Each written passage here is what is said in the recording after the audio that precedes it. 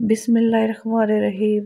अस्सलामुअलैकुम मेरी प्यारी बहनें, मैं उम्मीद करती हूँ कि आप सब ठीक ठाक होंगी, अपने घरों में खुश और आबाद होंगी। जो मेरी बहनें मेरे ज़िम्मे अपनी दुआएं लगाती रहती है, अल्लाह पाक आप सबको अपने हिफ्ज़ व अमान में रखे और आपको खुश और आबाद रखे।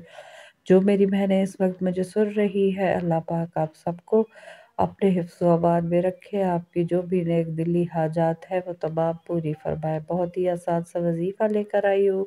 शोहर बीवी की सबके सामने इज्जत करेगा अगर कसरत से आप ये इस्म पढ़ती रहेगी, तो इस इस्म मुबारक की बरकत से आपकी इज्जत बढ़ जाएगी।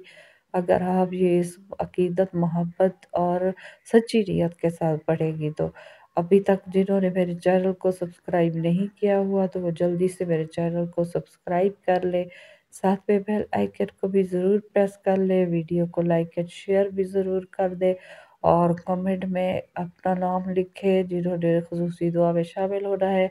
और जिन्होंने वजीफ़ा पूछना है कोई, वो भी कमेंट में पूछ सकते हैं, उनको वजीफ़ा बता दिया जाएगा। ये बहुत ही आसान सा वजीफ़ा है जो कि शौहर बीवी की सबके सामने इज्जत करेगा, क्योंकि अक्सर बीवियों की यही शिकायत है कि शौहर हर किसी के सामने बेइज्जत कर देते हैं, ख़ास तौर पर अपनी माँ बहनों के सामने बेइज्जती करते हैं, बहुत ज़्यादा बुरा भला कहते हैं। तो इससे उनकी सेल्फ़ रिस्पेक्ट जो है वो बहुत ज़्यादा मजरूह होती है और वो बहुत ज़्यादा हर्ट हो जाती है।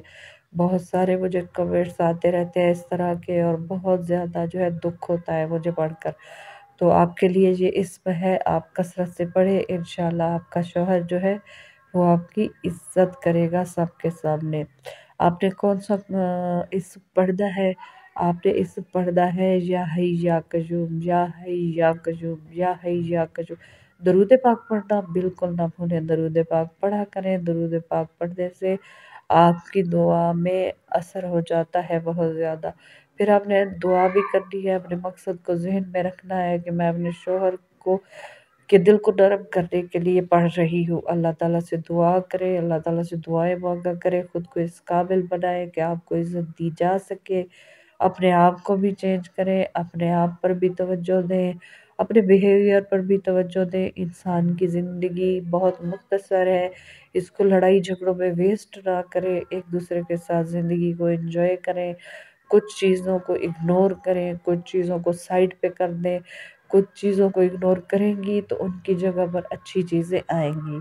आप एक खुशहाल ज़िंदगी तब गुज़ार सकती हैं जब आप कुछ चीज़ें जो नेगेटिव है उन्हें इग्नोर करेंगी। तो इग्नोर नहीं करेंगी और हर चीज़ पर आप फ़ोकस रखेंगी तो आप अपनी अच्छी ज़िंदगी नहीं गुज़ार सकती, क्योंकि ये चीज़ें लाइफ़ का हिस्सा हैं। आप कोई पर भी इंसान परफेक्ट लाइफ नहीं जी रहा। आप जिसको देखेंगी वो बज़ाहिर बहुत खुश नज़र आएगा, लेकिन अंदर से सब बहुत टूटे हुए हैं। तो आप भी इस चीज़ पर बहुत ज़्यादा गौर करें और इस तरह अपने आप को भी चेंज करें और ये वजीफ़ा भी करें। इंशाअल्लाह आपको अच्छा रिज़ल्ट मिलेगा और आपकी तमाम परेशानियाँ दूर हो जाएँगी। मेरे हक़ में भी दुआ करें, मैं आपके लिए दुआ करूँगी। मिलते हैं इससे अगले वजीफ़े के साथ, तब तक के लिए खुदा हाफ़िज़।